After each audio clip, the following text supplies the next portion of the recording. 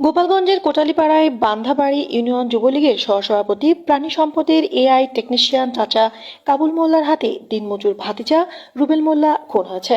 নিহত রুবেল উপজেলার মধুরনাগরা গ্রামের কৃষক রহিম মোল্লার ছেলে।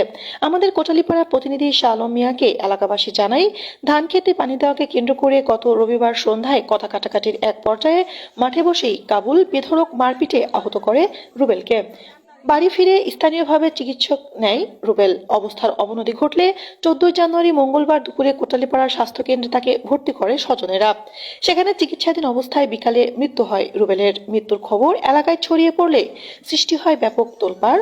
গা ঢাকা দেয় অভিযুক্ত কাবুল। নিহতের স্ত্রী মারুফা বেগম সাংবাদিকদের বলেন, আমাদের 1 বছর আগে বিয়ে হয়েছে। আমি এখন কি নিয়ে বাঁচবো? আমি স্বামী হত্যার বিচার চাই। নিহতের মা রবি বেগম বাবা রহিম মোল্লা জানান, কাবুলের মারপিটেই রুবেলের মৃত্যু হয়েছে।